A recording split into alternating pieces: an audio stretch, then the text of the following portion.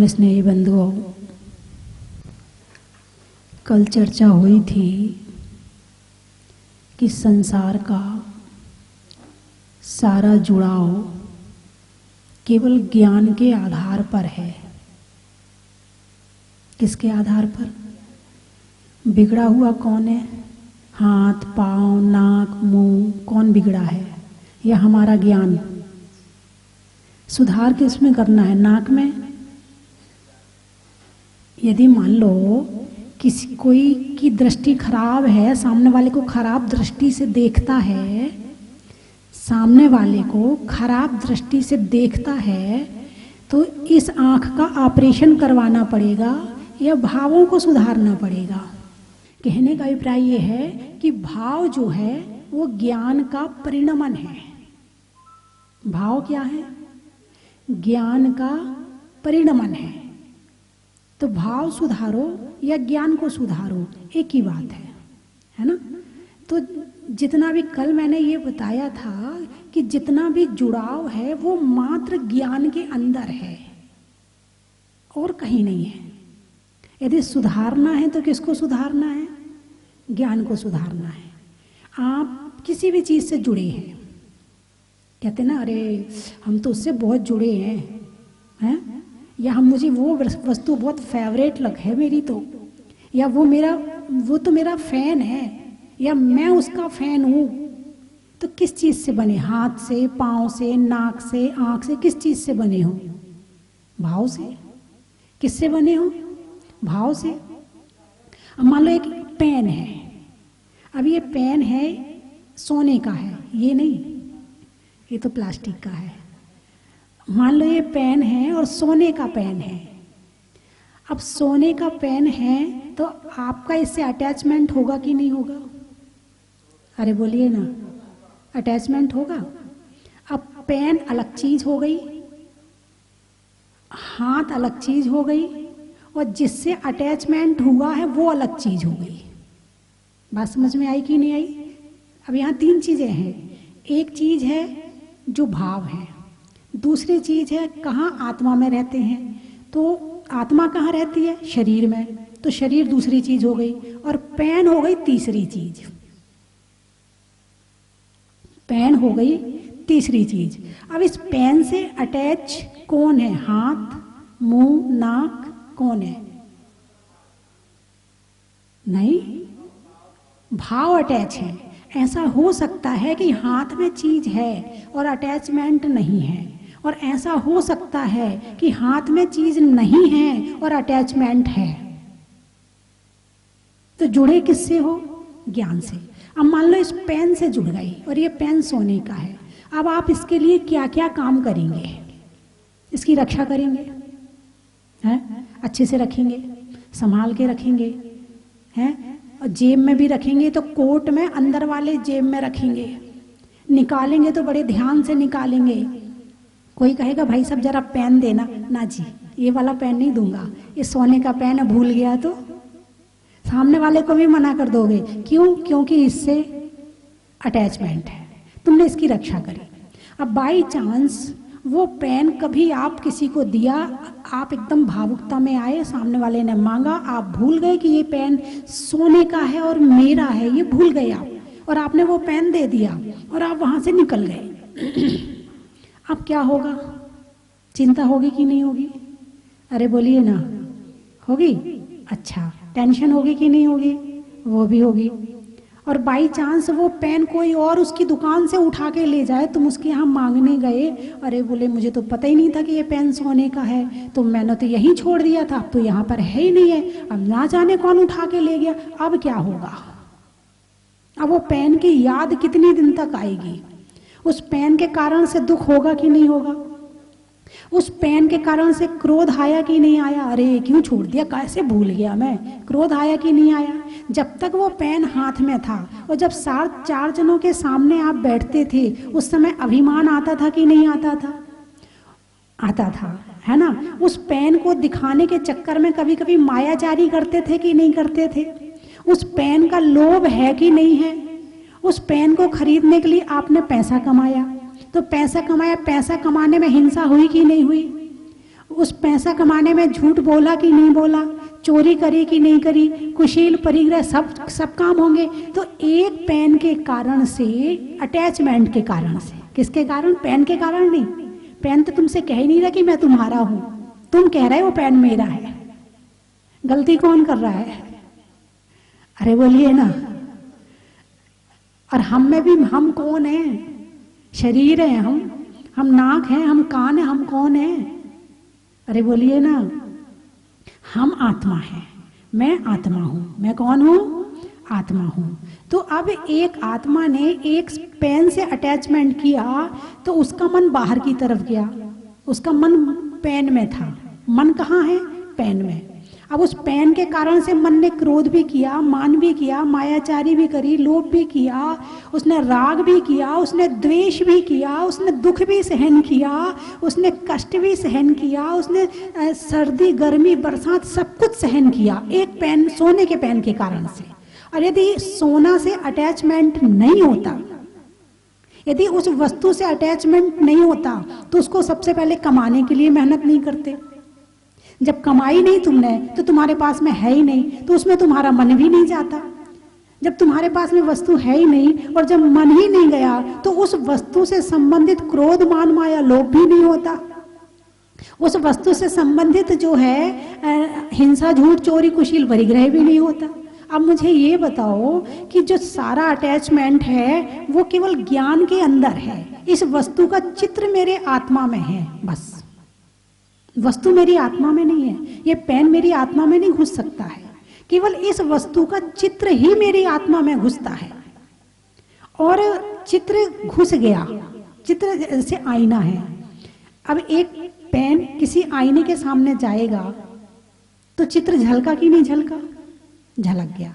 ऐसे ये पेन मेरे सामने आया तो मेरे आईने में झलक गया। ज्ञान कैसा है? दर्पण के समान है। ज्ञान कैसा है? दर्पण के समान है। अब उस आईने में यदि तेल लगा हुआ हो तो धूल चिपकेगी, आईने में तेल लगा हुआ हो तो धूल चिपकेगी, और नहीं लगा हुआ हो तो नहीं चिपकेगी। समय सार में एक बड़ा अच्छा उदाहरण आया है कि एक व्यक्ति अपने शरीर पर तेल लगाकर शस्त्र चलाता है, पहलवानी करता है। और शस्त्र कहाँ मिट्टी में चलाएगा? पत्थर के स्थान पे तो पहलवानी होती नहीं, मिट्टी में होती है? उस शस्त्र से झाड़ियों को काटता है, उस शस्त्र से वो विद्याएं सीखता है और धूल से लिप्त हो जाता है। दूसरा व्यक्ति वो भी शस्त्र चलाता है, वो भी शस्त्र विद्या सीख रहा है, सब काम कर रहा है, वहां धूल मिट्टी में धूसरित होके एक को धूल चिपक गई और एक को धूल नहीं चिपकी। कारण क्या है? तेल। कारण क्या है? तेल। एक के शरीर में तेल लगा था तो धूल चिपक गई, और एक के शरीर में तेल नहीं लगा था तो धूल नहीं चिपकी। जितनी धूल बाई चांस थोड़ी बहुत बैठ भी गई थी, उसने कपड़े से झाड़ी, साफ हो गई। और एक ने तेल लगाया था, अब वो कितना कपड़े से झाड़ ले, निकलने वाली नहीं है। तो ठीक ऐसे ही बाहर के चित्र हमारे अंदर यदि चिपक रहे हैं तो उसका कारण है राग। राग हमारे अंदर में तेल के समान काम करता है, मोह हमारे अंदर में तेल के समान काम करता है। जैसे ही कोई वस्तु हमारे सामने आई, उसका चित्र यदि वो हमें अच्छी लगी तो चिपक गया, वाह क्या चीज है, घुस गई अंदर। और जबकि वस्तु नहीं घुसी है।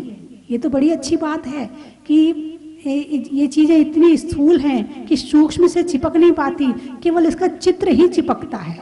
और इन चित्रों को चिपकाने के लिए सारी जिंदगी कितनी मेहनत करते हैं। कितना भी धन इकट्ठा कर लिया तो सारे धन का चित्र ही तो अंदर में इकट्ठे हुए हैं। अरे बोलिए ना, सारे धन के धन तो अंदर नहीं गया ना, धन तो अंदर नहीं। कपड़े तो तुमने चलो फिर भी पहन लिए, इस शरीर को पहना दिए। मकान पहनाया क्या शरीर को? नहीं। गाड़ी पहनाई क्या शरीर को? नहीं। फिर भी मोह है कि नहीं है? मेरी गाड़ी है, मेरा हार, मेरे कपड़े, मेरा ये जो मेरा मेरा कहलवाने वाला है, ये कौन है? अब ये इसको ढूंढना है, ये मिल जाए बस। इसको निकाल के यदि बाहर कर दिया ना तो सारा काम सेट हो जाएगा। संसार के जितने दुख हैं ना सब खत्म हो जाएंगे। ये जो मेरा मेरा कहलवाने वाला कौन है, और ये बाहर नहीं है, ये अंदर ही है। इसको बाहर मत ढूंढना, नहीं तो सोचो हम जाके थाने में कंप्लेन कर देंगे, वहाँ रिपोर्ट लिखवा देंगे तो शायद वो ढूंढ के ले आएगा, हमें नहीं मिला तो। नहीं, वो बाहर नहीं मिलने वाला, वो हम सबके अंदर ही बैठा है और उसका नाम है मोह। अब मोह के भी 28 भेद हैं। यदि अभेद से देखें तो 26 हैं और यदि भेद से देखें तो 28 हैं। और पहले 2 भेद हैं, दर्शन मोहिनी और चारित्र मोहिनी। दर्शन हमारे देखने में जो पर्दा डालता है, दर्शन हमने सामने वाली चीज देखी, मेरी नहीं है फिर भी वो मेरी कह रहा है, ये दर्शन मोहिनी का काम है। पर वस्तु में जो राग उत्पन्न करवा रहा है वो दर्शन मोहिनी का काम है। जो दूसरी चीजों में राग मोह पैदा करता है उसका नाम है। अब ये पेन मेरा है क्या? भले मैंने नोट दे के खरीद, मैंने नहीं, जो भी लेके आया हो, नोट दे के खरीद लिया है, फिर भी ये मेरा हो सकता है क्या? नोट भी बाहर की चीज है और पेन भी बाहर की चीज है, बस एक अदला बदली हो गई है। इसमें मेरापन कहां से आ गया? तो जो भटकाने वाला है वो ये दर्शन मोहिनी है। मेरा नहीं है फिर भी मेरा कहलवाता है, इसका नाम है दर्शन मोहिनी। अब ये पेन तो हो गया स्थूल, आत्मा दिखती है क्या? नहीं दिखती। तो आत्मा हो गई सूक्ष्म, आत्मा हो गई सूक्ष्म और पेन हो गया स्थूल। अब सूक्ष्म स्थूल को अपना मानता है जबकि वो खुद सूक्ष्म है, और स्थूल को कहता मेरा है, जबकि स्थूल स्थूल रहेगा और सूक्ष्म सूक्ष्म रहेगा। संसार का हर द्रव्य स्वतंत्र है, कोई किसी को परिणमन नहीं कर सकता। सूक्ष्म कभी स्थूल नहीं बन सकता, स्थूल कभी सूक्ष्म नहीं बन सकता। ये पुद्गल कभी आत्मा नहीं बन सकता और आत्मा कभी पुद्गल नहीं बन सकती। 3 काल में कितना मेरा मेरा कर लो, बन ही नहीं सकती है। एक ऊंट था, एक सेठ थे, तो वो कहीं जा रहे थे, तो उस ऊंट बहुत सारे थे। तो सारे ऊँटों को जब रात्रि विश्राम के लिए रुके तो सारे ऊँटों को बांध दिया, ठीक है। एक के लिए रस्सी कम पड़ गई, एक ऊँट के लिए रस्सी नहीं थी। तो उन्होंने सेठ जी से कहा, सेठ जी इसके लिए तो रस्सी है नहीं, क्या करें? बोले कुछ मत कर। तो झूठ मूठ को यूं उसके हाथ में, गले में हाथ घुमा और झूठ मूठ को वो जो कील लगा के ठोंकते हैं, क्या कहते हैं उसको, वो लगा के और उसकी झूठ मूठ को बांध दिया। ऊँट आराम से बैठ गया, ठीक है। अब उसके बाद में सुबह हुई, सारे ऊँटों की रस्सी खोली गई तो सब चलने लगे। अब वो उठे ही ना, अब वो ऊँट उठे ही ना, भाई क्यों नहीं उठ रही है? अब फिर सेठ जी के पास गए, बोले ऊँट को खोल दो। बोले वो बंधा ही नहीं है तो कैसे खोलूं? नहीं, वो भावों से बंधा है। किससे बंधा है? बस सारी दुनिया जो बाहर से बंधी है, वस्तु से, व्यक्ति से बंधी है, वो केवल भावों से बंधी है। और भावों को खोलें तो कुछ है ही नहीं है। अब यहाँ आए आप लोग जितने एक परिवार के लोग होंगे तो आप लोग एक दूसरे से रस्सी से थोड़ी बंधे हैं। किससे बंधे हैं आप? भावों से बंधे हैं। और भावों को खोल दें तो सब खुल जाएगा। अब हम चाहें तो इस पेन से मोह करें और हम ना चाहें तो मोह ना करें। ये वस्तु हमारे लिए धक्का नहीं मार रही हमें कि तुम इससे मोह करो। सोने का पेन मुझे मोह करने के लिए बाध्य नहीं कर रहा है। ये मेरा दर्शन मोहिनी कर्म है, उसमें आसक्ति भाव डालता है और उससे मोह करवाता है। तो सुधारना है दर्शन मोहिनी को। फिर जब दर्शन मोहिनी कोई चीज अच्छी लगी फिर उसमें इच्छाएं उत्पन्न होती हैं। अब इस डिजाइन का नहीं, इस डिजाइन का चाहिए, अब ऐसा नहीं ऐसा वाला चाहिए। अब इच्छाएं पैदा हो गई तो चारित्र मोहिनी आ गया। क्या आ गया? चारित्र मोहिनी। रति, अरति, शोक, भय, जुगुप्सा, स्त्री वेद, पुरुष वेद, नपुंसक वेद, अब ये आ गया सारा। अब चारित्र मोहिनी ने अपना कार्य शुरू कर दिया।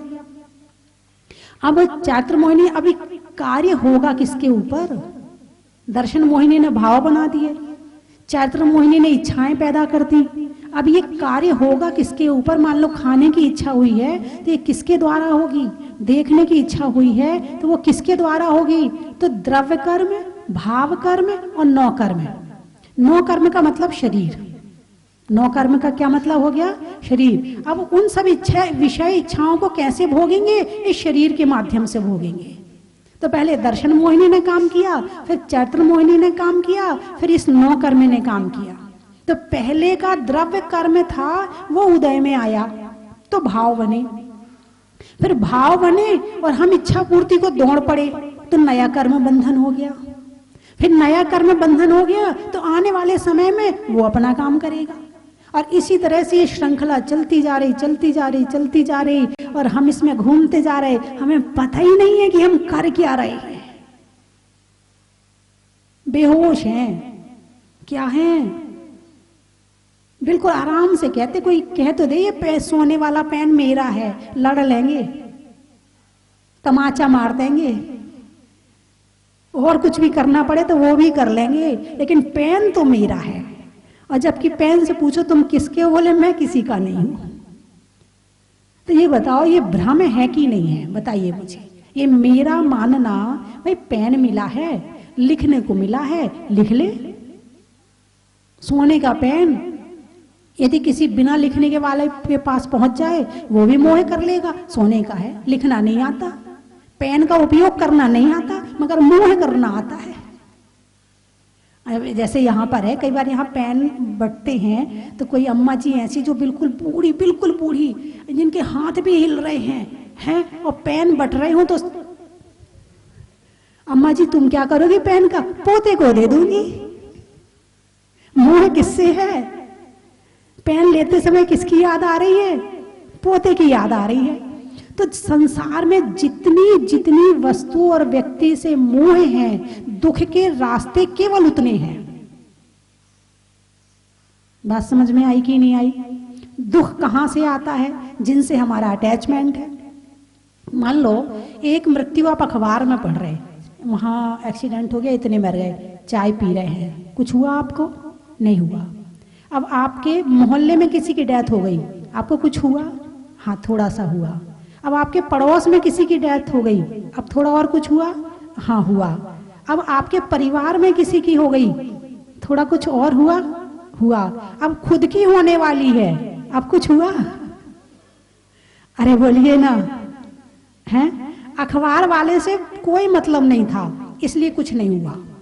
मोहल्ले वाला फिर भी मिल जाता था, कभी कभी बातचीत कर लेते थे, थोड़ा सा कुछ हुआ। मोह कम है, ज्यादा नहीं। पड़ोसी से उससे ज्यादा मोह था, और अपने शरीर से उससे ज्यादा मोह है, तो अपनी मृत्यु में ज्यादा दुख हो रहा है। अखबार वाले से दुख नहीं था, तो जैसा अखबार वाले को मानते हो वैसे मोहल्ले वाले को मान लेते। मानने वाली बात तो ये है ना, और तो कुछ भी नहीं करना है, मानना ही तो है, ना कुछ छुड़ाना है ना कुछ दिलाना है, कुछ भी नहीं करना, मानना ही तो है। तो जैसा मानना उस अखबार वाले के प्रति था, वैसा ही मानना उस मोहल्ले वाले के प्रति हो जाता, वैसा ही मानना पड़ोसी के प्रति हो जाता, और वैसा ही मानना इस शरीर के प्रति हो जाता। तो जैसे अखबार वाले में दुख नहीं हुआ था, वैसे इसमें दुख नहीं होता। तो दुख का कारण क्या है? सामने वाले की मृत्यु या हमारा मोह? अरे बोलिए ना, हमारा मोह है। क्या है? हमारा मोह है। तो जो ये श्लोक स्टोपदेश पे आचार्य पूज्यपाद स्वामी ने अध्यात्म योगेने जायते अध्यात्म योगेने, यानी कि आश्रव निरोधनी परिसाध विज्ञान है, तो इसका कब कम होगा, दुख कब खत्म होगा। अब दुख खत्म करने का क्या रास्ता बताया है आचार्यों ने। आप भी दुख खत्म करने के पूरे उपाय करते हो कि नहीं करते हो? हैं? बचपन से लेके आज तक आप अपने परिवार वालों को देख रहे होंगे, और आप भी उसके बाद उसी लाइन में आप भी लगे हुए हैं, ठीक है ना भाई? आपके परिवार वाले क्या कर रहे थे? दुख दूर करने का उपाय कर रहे थे। आप क्या कर रहे हो? आप भी उसी लाइन में हो, आप भी दुख दूर कर रहे हो। हुए क्या अभी तक? नहीं हुए। तो अब आ जाओ आचार्यों के चरणों में, उनसे पूछो कि दुख दूर करने का वास्तविक उपाय है क्या? वो बताएंगे कि अध्यात्म के योग से संसार के दुखों का नाश होता है। ये अध्यात्म योग कब जागृत होता है? जब मोहिनी कर्म ढीला पड़ता है। जितना जितना मोहिनी कर्म ढीला पड़ेगा उतना उतना आत्मा में रुचि जागृत होगी। जब पर से रुचि हटेगी तो स्व में लगेगी। रुचि का तो काम है कहीं ना कहीं लगना। क्या कहा? रुचि का तो काम है कहीं ना कहीं लगना। यदि पर में ज्यादा है तो स्व में तो याद ही नहीं आती होगी आत्मा की, और जब आत्मा में ज्यादा आ जाएगी तो पर की याद नहीं आएगी। है तो रुचि के परिवर्तित होते ही, बाहर से मोह कम होते ही, मोह के ढीला पड़ते ही हमारा मन अपनी तरफ आना शुरू हो जाएगा। भाई हमने इस पेन से मोह छोड़ दिया, अब इसकी हमारी टेंशन भी खत्म। ये पेन जाने, इसका काम जाने, ठीक है मेरा काम लिखने का था मैंने लिख लिया। और जो ज्यादा होगा वही सोने का मत रखो, फालतू टेंशन होती। कुछ लोग सोने के बर्तन लेके पूजा आदि करते हैं, उनको बेचारों को कई बार तो पूजा में मन नहीं लगता है, दर्शन में मन नहीं लगता हो, बर्तन कोई उठा के ना ले जाए।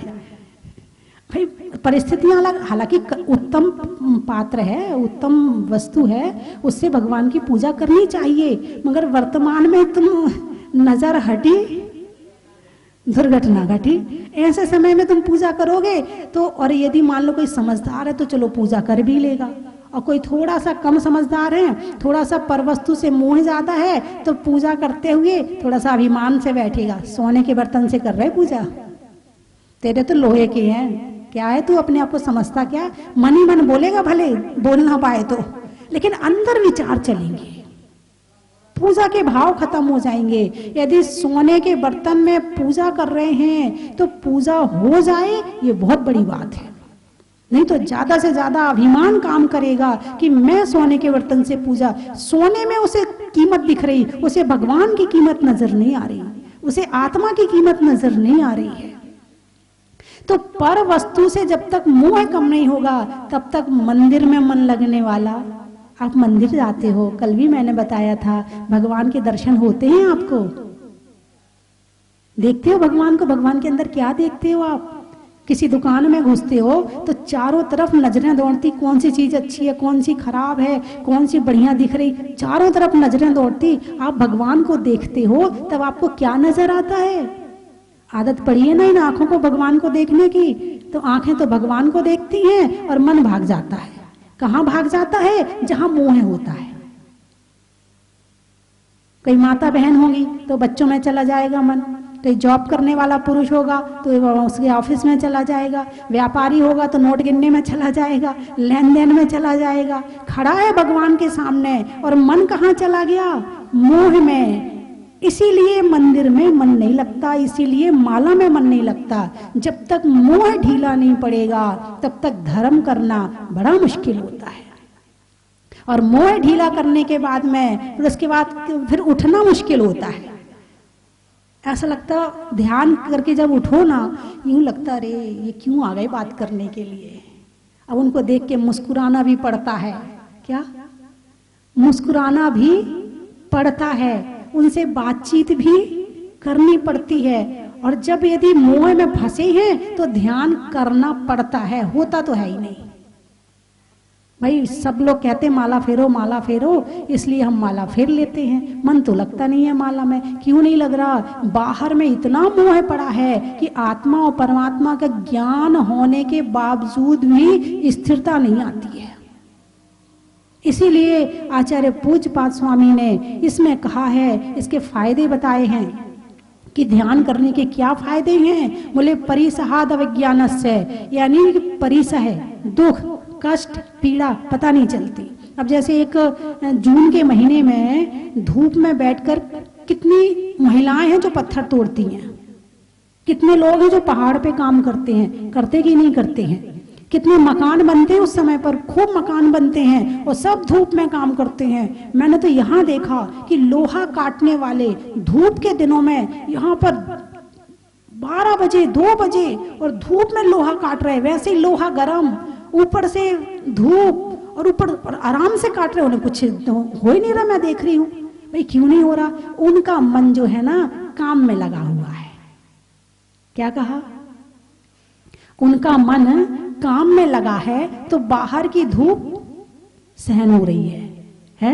अब तुमसे कह दें जरा 2 माला धूप में खड़े होके फेर लो, बोलिए अच्छा माता जी मारेंगी क्या हमें? जून के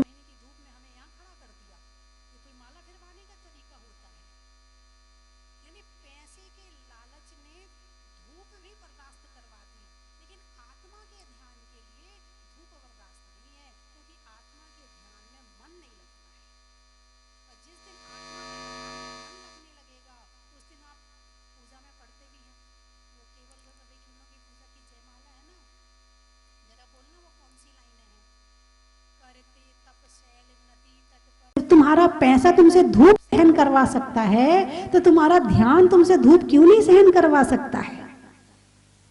तुम्हारे अंदर पावर है, लेकिन उसका उपयोग केवल अभी बाहर के कामों में कर रहे हैं। यदि इसका उपयोग अंदर के कामों में होने लगे तो ये जीवन चमक जाएगा और इस जीवन की सार्थकता हो जाएगी। मगर धर्म में यदि मंदिर जाने पे जरा सा कष्ट मिल जाए, जरा सर्दी में चटाई पे बैठने ना मिले, फिर देखो कितना गुस्सा आएगा। इतनी व्यवस्था भी नहीं करी यहाँ पर कि चटाई बिछा देते, इतनी ठंडी का मौसम है और जमीन पे बिठाया हमें। और कहीं पर यदि सोने के हार बट रहे हों और वहां पर आपको जमीन पर बिठाया जाए और थोड़ा इंतजार भी करना पड़े तो क्या करोगे आप? बैठ जाओगे? उन पे गुस्सा नहीं करोगे कि अरे यहाँ चटाई नहीं बिछाई है? नहीं करोगे गुस्सा। यानी आत्मा का ज्ञान मिल रहा है, वहां आपको गुस्सा आ रहा है, और जहां पर आपको सोना मिल रहा है वहां पर आपको गुस्सा नहीं आ रहा। कारण क्या है? रुचि सोने में ज्यादा है और खुद की आत्मा में नहीं है। और दुख कहां से दूर होगा? उस सोने से दुख दूर होगा या आत्मा के ध्यान से दुख दूर होगा? तो उसमें कुछ नहीं करना, कुछ भी नहीं करना, कोई मेहनत नहीं करना। सबसे सरल है आत्मा का ध्यान। सीधा सरल है मुक्ति जाना, कठिन ये संसार है। निज धर्म तो है सरल किंतु कठिन मायाचार है। अब बताओ आप लोगों को दिन भर में कितना दिमाग खर्च करना पड़ता है, और मुझे आराम से बैठ के पढ़ते रहते हैं, कोई दिक्कत नहीं है। अब आप ज्यादा मेहनत का काम करते हैं या मैं मेहनत का काम करती हूँ? अरे बोलिए ना। मेहनत का काम तो आप करते, शारीरिक मेहनत, उसमें मानसिक मेहनत भी खूब लगती है। कितनों से भिड़ना, कितनों से लड़ना, कितनों को सुनाना, कितनों की सुनना, और यहाँ कुछ नहीं। यहाँ तो आराम से बैठ के अपने आत्मा की चर्चा करो और आराम से आत्मा का ध्यान करो। तलवार में म्यान का, थोड़ा सा वेश बढ़ा, तलवार में म्यान का, नहीं होने में मान का और करने में ध्यान का, अनाज में चने का, गर्मी में पने का, और जिसे अपना मान रहे उसे अपना नहीं मानने का। केवल सोच ही तो बदलनी है। घर में रहने भी मिलेगा, खाने भी मिलेगा, सब कुछ, लेकिन उससे संबंधित सभी दुख समाप्त हो जाएंगे, है ना। चलने में पात का, मित्रों में साथ का, तीर्थंकरों में मुनि सुब्रत नाथ का, वस्तुओं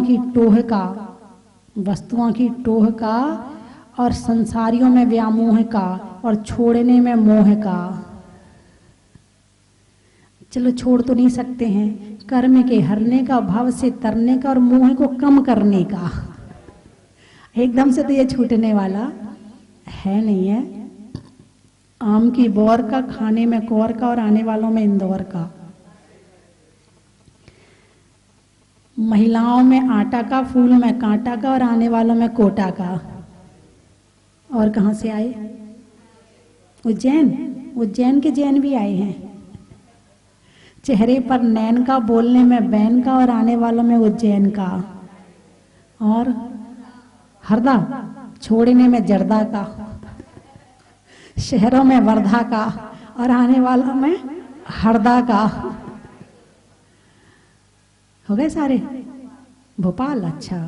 पूछने में हाल का, होने में निहाल का, और आने वालों में भोपाल का। चलो आज तो काफी लोग आए, अब धीरे धीरे आ रहे हैं लोग। दर्शन के लिए मंदिर भी खुल गया है और आज रात्रि विश्राम भी आप लोगों ने यहीं पर किया है। अब कोरोना धीरे धीरे, अब देखो महीने भर में और पता चलेगा दिवाली तक क्या हालत रहती है।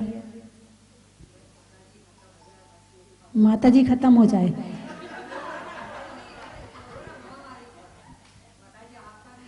नहीं नहीं वो तो मैं समझ गई वो तो मैं समझती हूँ।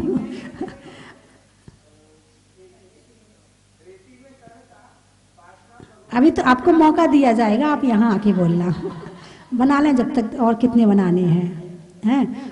अक्सर चौके में क्या होता है, माता जी गर्म है, माता जी ठंडी है, कोई सामान लाते ना, यदि वो गर्म है तो माता जी गर्म है, यदि वो ठंडा है तो माता जी ठंडा है, हैं?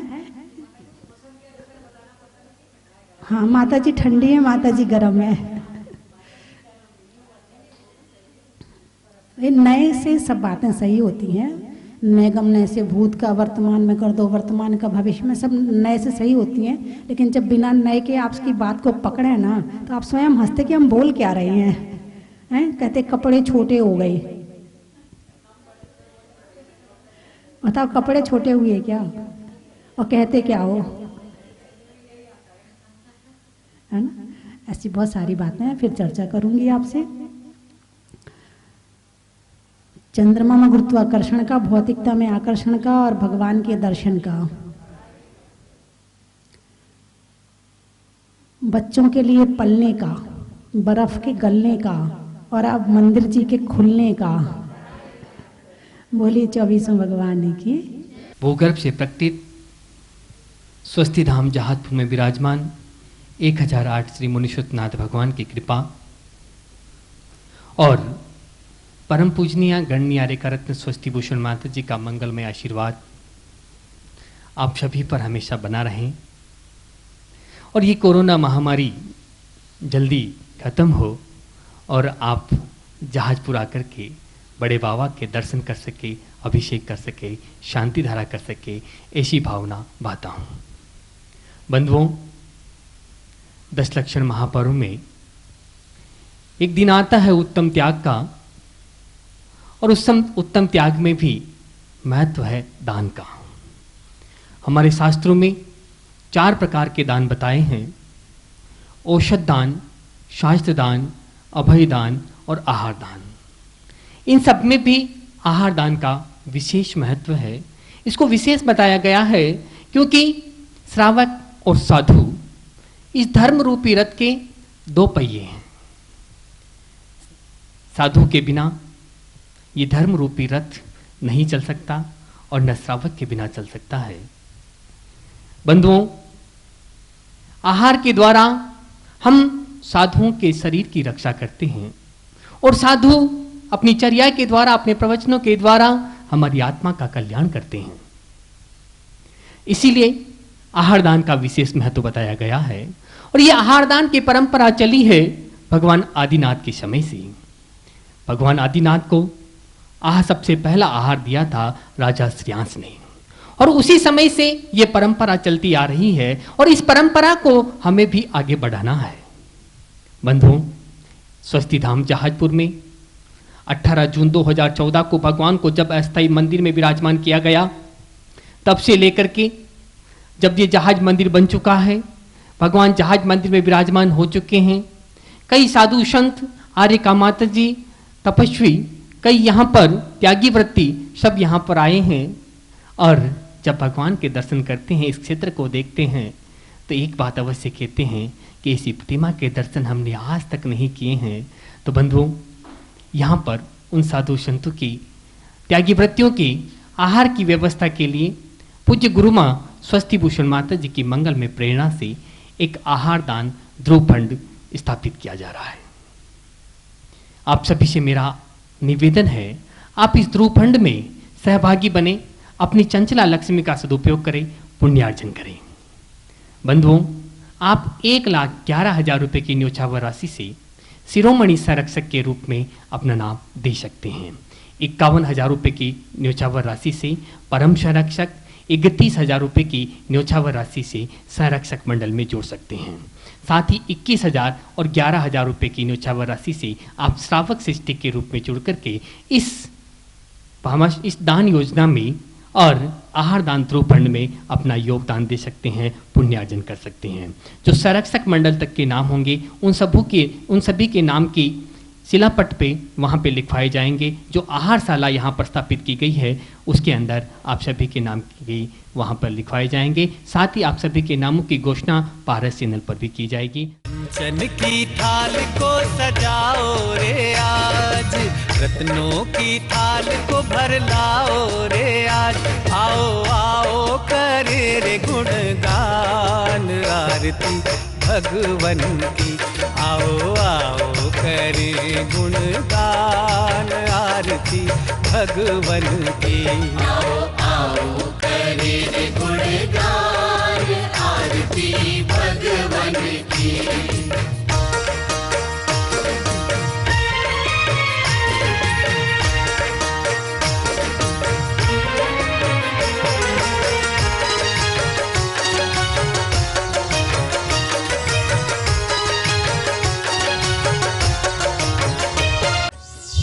हर द्वार सजेगी बंधनवार। भगवान श्री मुनि सुव्रतनाथ की भक्ति में झूमेगा सारा संसार। श्री 1008 मुनि सुव्रतनाथ दिगंबर जैन अतिशय क्षेत्र स्वस्ति धाम जहाजपुर राजस्थान में 51 दिनों तक लगातार मनाया जाएगा परम विदुषी लेखिका गणिनी आर्यका श्री 105 स्वस्ति भूषण माताजी का 51वां भव्य अवतरण महामहोत्सव। शुभ दिवस 1 नवंबर 2020। इस पावन प्रसंग में 11 सितंबर से 31 अक्टूबर 2020 तक 51 दिन 51 मुनि सुव्रतनाथ विधान व शांति धारा आपके एवं आपके परिवार के नाम से न्यौछावर राशि 5100 रुपए। 51 दिन में 51 लाख जाप। आज ही निशुल्क रजिस्ट्रेशन कराएं। अपना और अपने शहर का नाम जाप की संख्या के साथ दिए गए नंबर पर व्हाट्सएप करें। महोत्सव में नृत्य, भक्ति, नाटिका मंचन, आकर्षक पुरस्कार लुभाएंगे भक्तों का मन। मुख्य आकर्षण में होगा 1 नवंबर 2020 को शुभकामना परिवार का राष्ट्रीय डिजिटल अधिवेशन। बैंक खाता विवरण निम्न प्रकार है। खाते का नाम श्री मुनि Suvratnath Digambar Jain Atishay Kshetra Swasti Dham Jahajpur. Punjab national bank account number 87405100000070।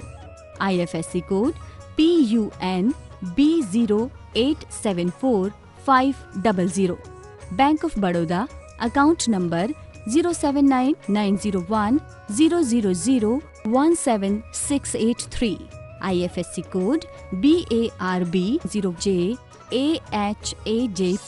पुण्य कमाने का सुअवसर जाने नहीं दें। आज ही संपर्क करें।